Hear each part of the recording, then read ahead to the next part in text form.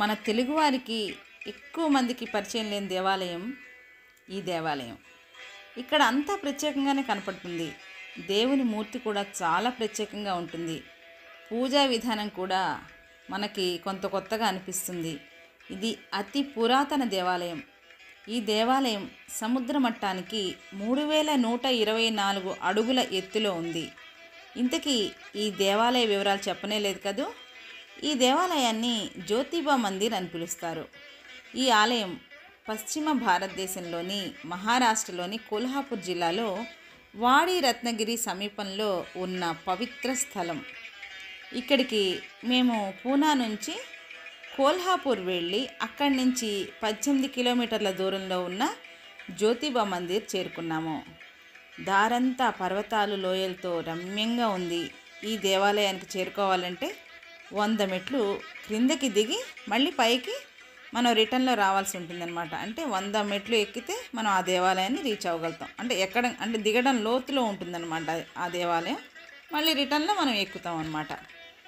దారిలో మనకి అనేక షాప్స్ వగైరా ఉంటాయి కాబట్టి మనం మాట్లాడుకుంటూ కూడా కిందకి వెళ్ళి జాగ్రత్తగా వచ్చేయచ్చు అన్నమాట. ఈ మందిరం అంతా గులాబీ రంగు పూతతో కనువిందు చేస్తూ ఉంటుంది. ఇక్కడికి వెళ్ళే ప్రతి భక్తుడు గులాబీ రంగు పొడిని గుడి ప్రాంగణంలో మొత్తం చల్లుతూ ఉంటారనమాట. ఆ దేవి దేవతామూర్తుల పైన అక్కడ ఆ స్వామివారి పాదాలు పెట్టుంటాయి. ఉపాలయాల దగ్గర కానీ మెయిన్ టెంపుల్ దగ్గర కానీ దాని మీద వేసి దండం పెట్టుకుంటూ ఉంటారు. అక్కడ వేరే పువ్వులు అలాంటివి ఏవో ఉంటాయి అక్కడ పద్ధతిలో. అవన్నీ వాటి మీద వేసుకుంటూ దండం పెట్టుకుంటూ వెళ్తూ ఉంటారనమాట. ఇక్కడ పూజ నాద సాంప్రదాయంలో చేస్తారట. ఇది 12 జ్యోతిర్లింగాల్లో కేదారేశ్వర లింగం అని చెప్పారు. కానీ మనకి కేదార్నాథ్ అంటే ఉత్తరాఖండ్ జ్యోతిర్లింగం 12 జ్యోతిర్లింగం అని మనకు తెలుసు. మరి ఈ జ్యోతిబాలో ఉన్న కేదారేశ్వర లింగం కూడా 12 జ్యోతిర్లింగం అని చెప్తున్నారు.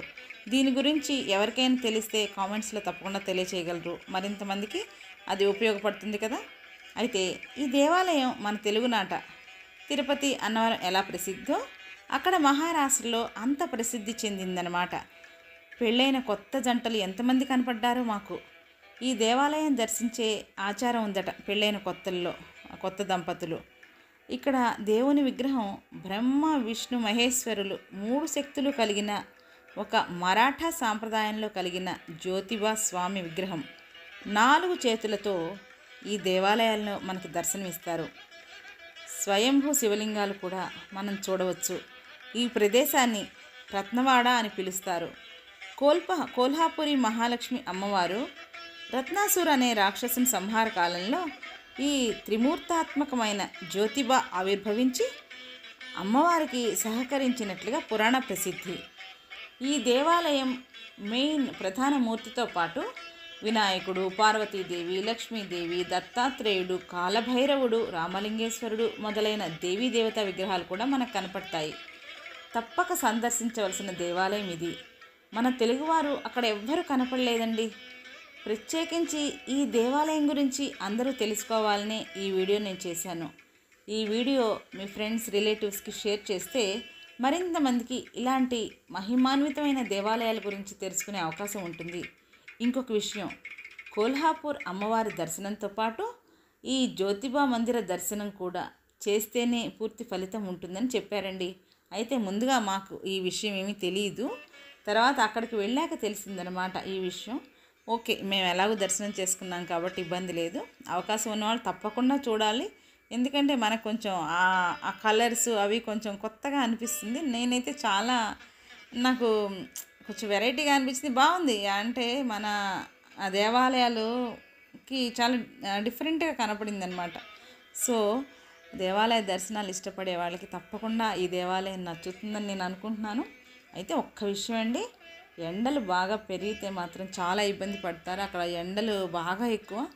ఇప్పుడు మార్చి ఫస్ట్ వీక్లోనే చాలా ఎండగా ఉంది అక్కడ.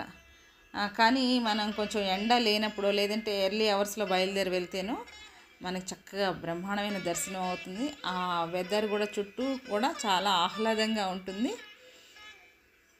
ధన్యవాదాలండి. స్వస్తి.